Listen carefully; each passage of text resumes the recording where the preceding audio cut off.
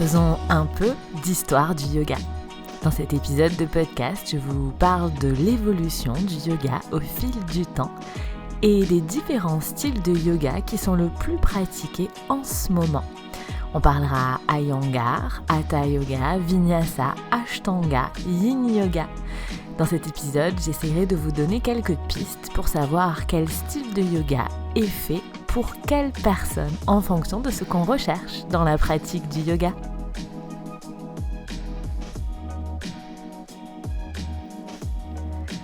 Bienvenue dans Brève de tapis, le podcast de l'alchimie des corps.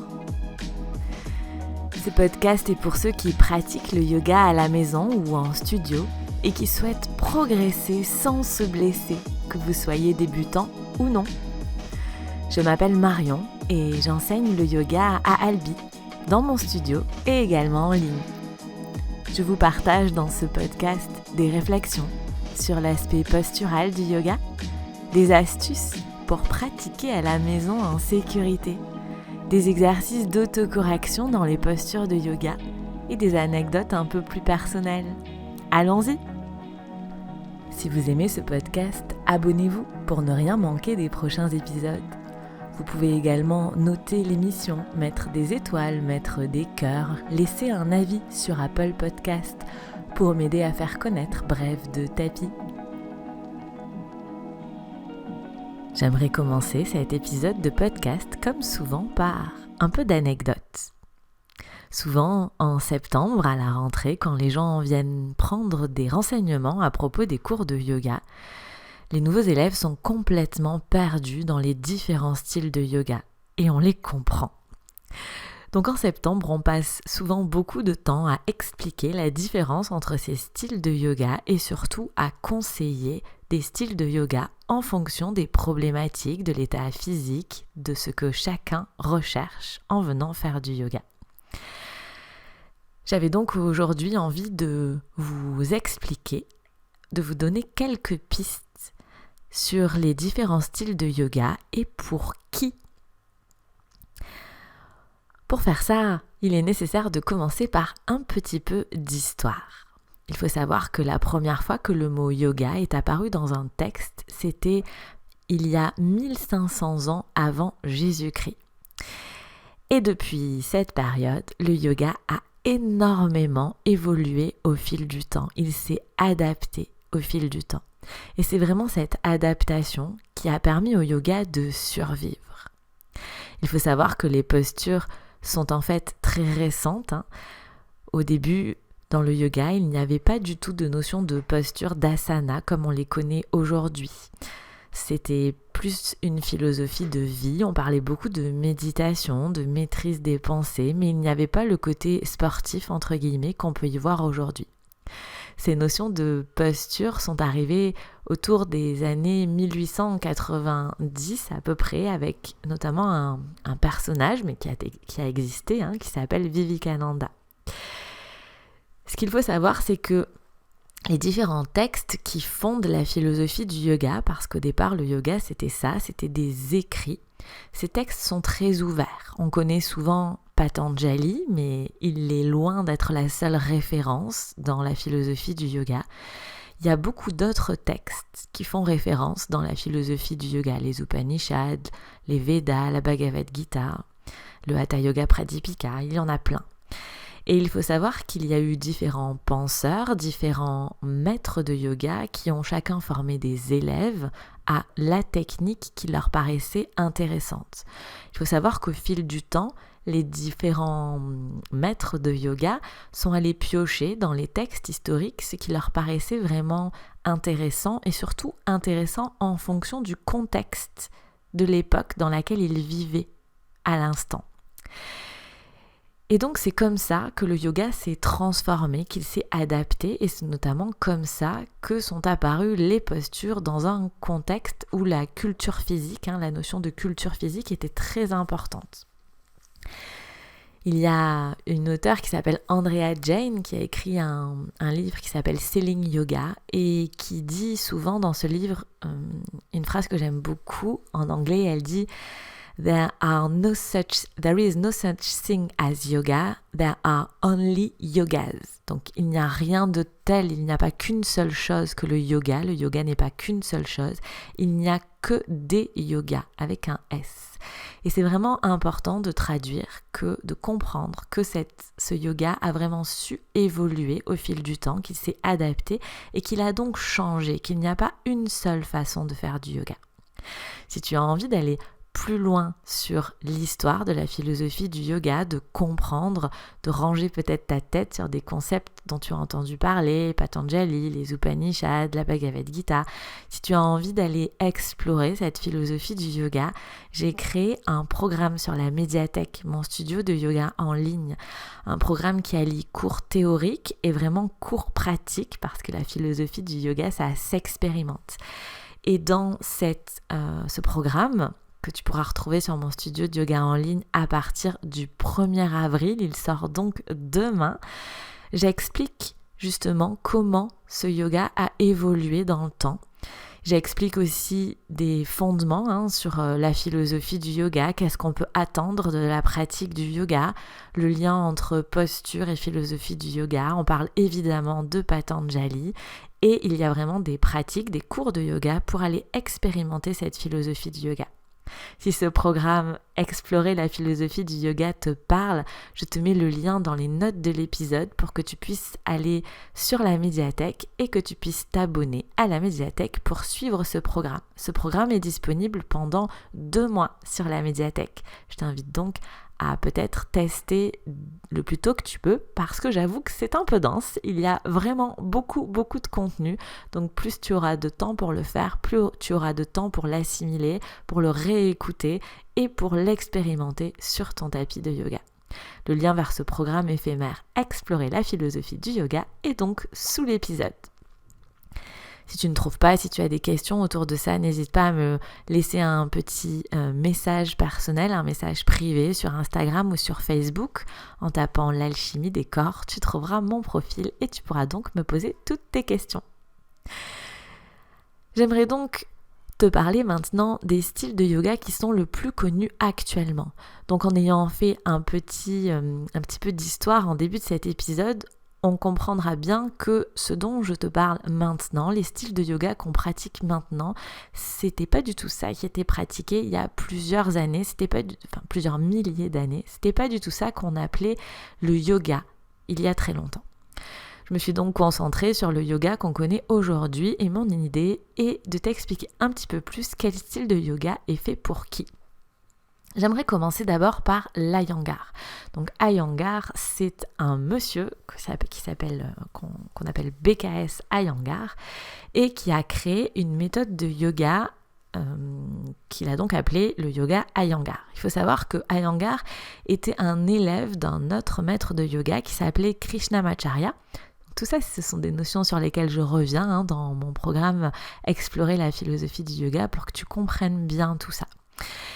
Et donc, Iyengar a développé, à partir des enseignements de Krishnamacharya, sa propre technique de yoga. Il a vraiment créé un yoga très centré sur les postures, un yoga qui est très thérapeutique, qui à la base était là pour vraiment aider les personnes qui avaient beaucoup de blocages dans leur corps, beaucoup de choses très douloureuses dans leur corps. Et il a donc utilisé beaucoup d'accessoires, des sangles, des chaises, des blocs, pour permettre aux personnes d'adapter les postures de yoga à leur capacité du moment et pour permettre au corps de ces personnes de s'ouvrir. Le yoga Iyengar, c'est un yoga qui est très très exigeant, qui peut être très intense et qui est vraiment très exigeant dans l'alignement dans les postures. On reste très longtemps dans les postures. Pour te donner une idée, la dernière fois que j'ai pris un cours d'Iyengar, je pense que sur un cours d'1h30, on a fait uniquement 4 postures. Donc pour que tu te rendes bien compte à quel point chaque posture est décortiquée pour vraiment apprendre à placer correctement le corps.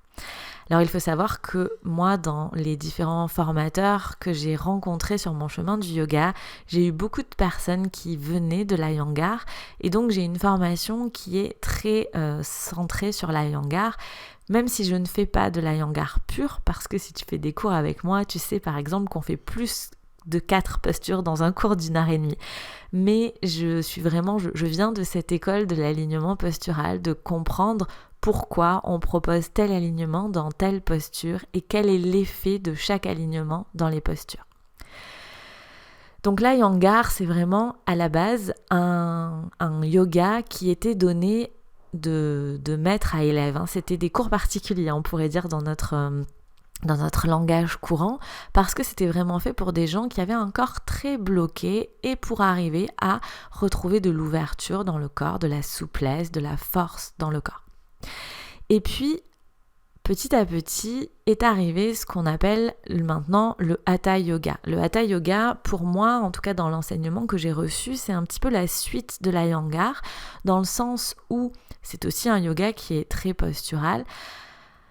Et alors en fait c'est pas tout à fait vrai ce que je dis, je vous fais un raccourci parce que historiquement l'Iyengar est du Hatha Yoga et l'Ashtanga est aussi issu du Hatha Yoga parce qu'ils sont tous issus d'un même texte qu'on appelle le Hatha Yoga Pradipika qui sort de ce texte-là. Mais là on rentre vraiment dans des détails sur l'histoire du yoga. Nous, comme on le connaît aujourd'hui, quand on regarde un planning de yoga et qu'on voit écrit Hatha Yoga, l'Iyengar, le Hatha Yoga et l'Ashtanga, ce sont des styles qui sont différents. Donc je vais vraiment essayer de rester centré dans le maintenant pour que vous compreniez bien mes propos. Donc dans l'enseignement et les formations que j'ai reçues, pour moi le Hatha Yoga c'est la suite de l'Iyengar, dans le sens où une fois que le corps s'est un peu ouvert, qu'on a un peu plus de souplesse, qu'on a un peu plus de force, qu'on a besoin d'un peu moins d'accessoires, on peut passer au Hatha Yoga, où les postures sont tenues un peu moins longtemps, mais où les postures sont tenues quand même, dans le Hatha Yoga.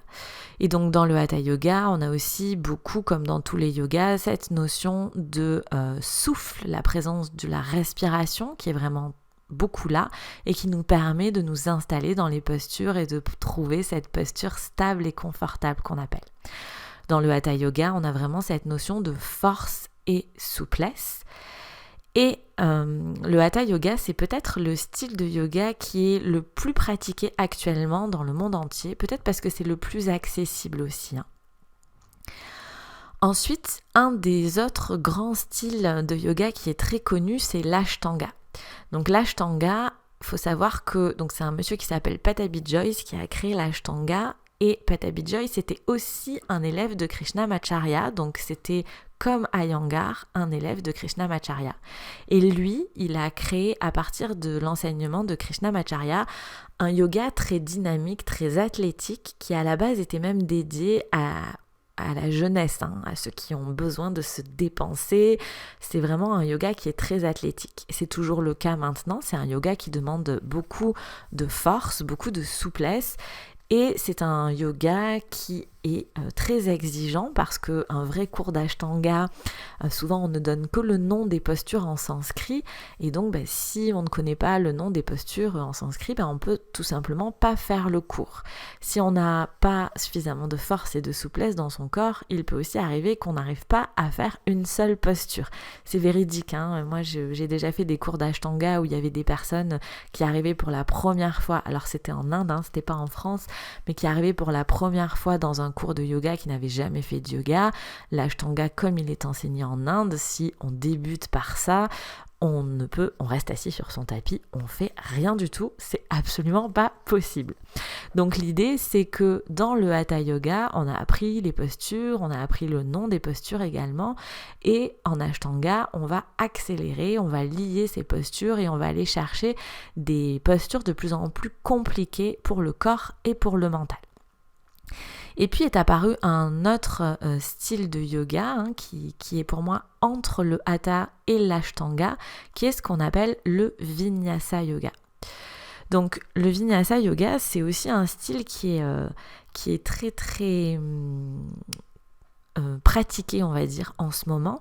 Donc on dit que le créateur du Vinyasa Yoga, c'est Krishnamacharya, donc celui qui a formé Iyengar et Pattabhi Jois, qui ont créé l'Iyengar et l'Ashtanga. J'espère que vous me suivez.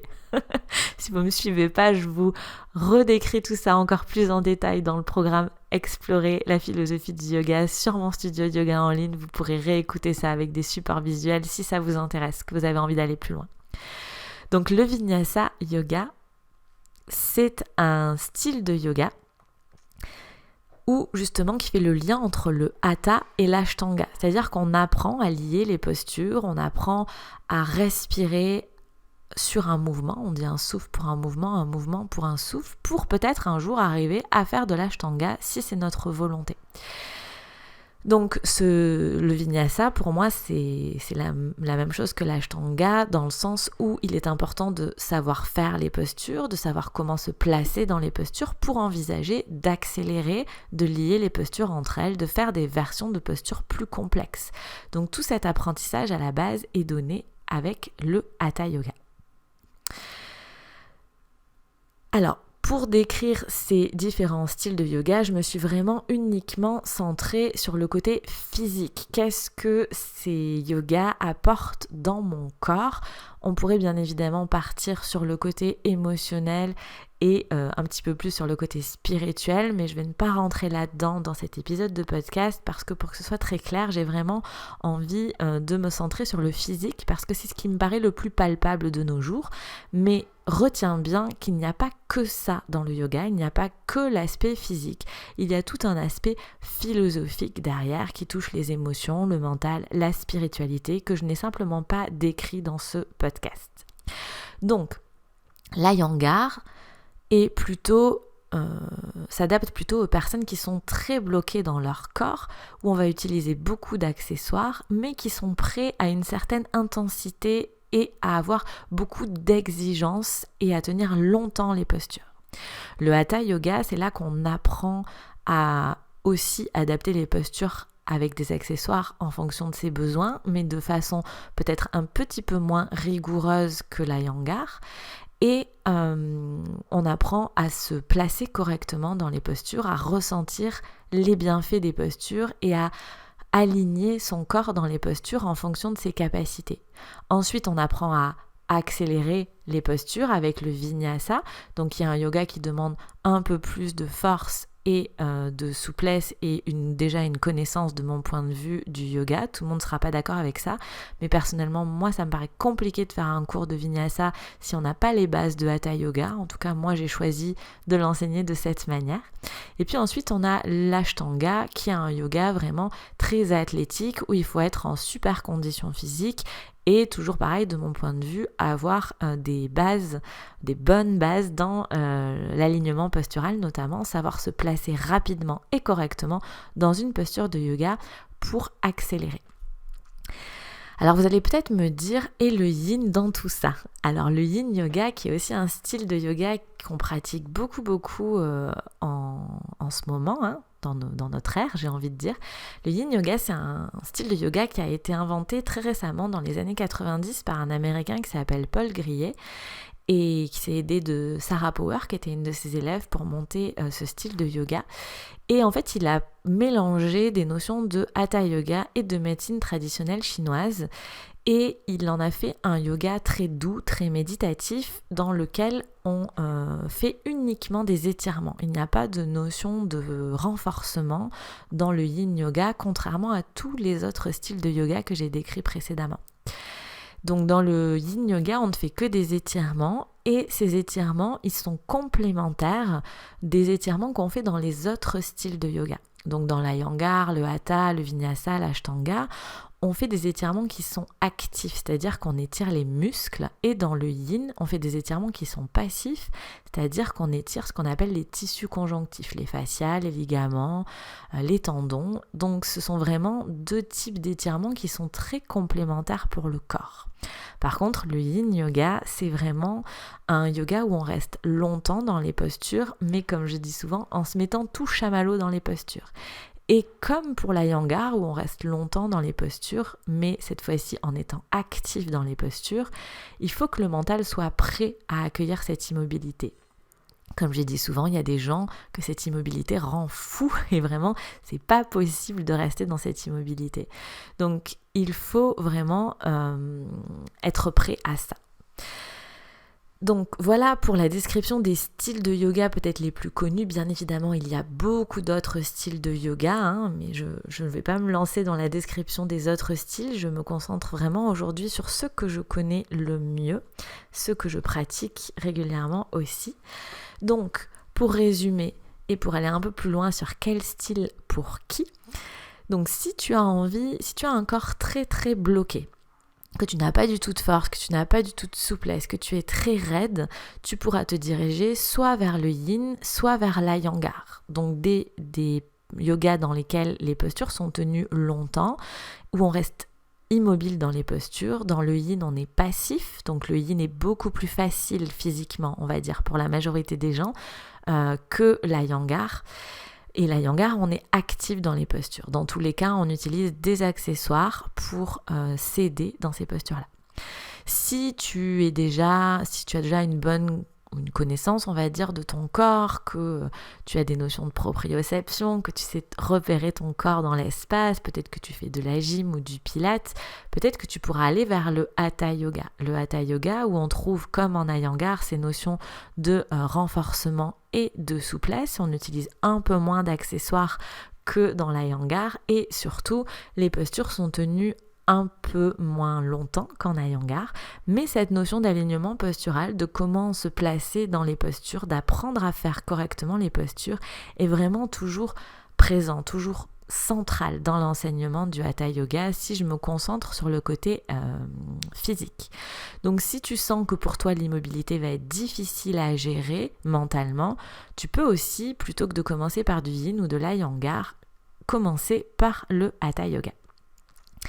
Ensuite, quand tu es à l'aise en hatha yoga, si tu as envie d'aller expérimenter ce qu'on appelle le flow, vraiment l'enchaînement des postures, tu peux ensuite passer sur du vinyasa, donc il y a un yoga souvent plus intense, qui travaille aussi le renforcement et la souplesse comme le hatha, où on lie les postures les unes aux autres et où on va vers des versions de postures parfois un peu plus compliquées qu'en hatha yoga. En fait, la complexité n'est pas la même. Il y a des gens qui vont préférer passer dans les postures comme on fait en vinyasa, ils vont trouver ça plus facile que de rester statiquement dans une posture comme on fait en hatha yoga. On ne cherche pas du tout les mêmes choses d'un point de vue corporel entre le hatha yoga et le vinyasa. Donc le classement que je te donne est un classement en termes d'intensité, mais c'est pas en gros les personnes qui sont forts font du vinyasa et de l'ashtanga et ceux qui sont pas très bons en yoga font du hatha. C'est pas du tout ça mon propos, c'est vraiment des styles de yoga qui sont complémentaires, et si je te les classe dans l'ordre dans lequel je te les ai classés, c'est vraiment avec l'idée de l'apprentissage, que pour commencer on commence par du hatha, puis du vinyasa et de l'ashtanga, et une fois qu'on est à l'aise dans tous ces styles, on peut jongler, on peut varier entre ces styles. Et donc quand tu es très à l'aise en vinyasa, peut-être que tu pourras aller sur de l'ashtanga si tu cherches plus d'intensité, plus de rapidité, plus de complexité dans les postures. Une fois de plus, je ne me suis que centrée sur l'aspect physique des différents styles de yoga. Je n'ai pas du tout parlé de l'aspect philosophique, donc du côté qu'est-ce que je peux attendre du yoga, certes d'un point de vue physique, mais aussi d'un point de vue émotionnel et spirituel. Et si tu as envie d'aller plus loin sur ces concepts-là, je t'invite vraiment à rejoindre la médiathèque, mon studio de yoga en ligne. À partir de demain, du 1er avril, je propose pendant 2 mois un programme qui s'appelle Explorer la philosophie du yoga.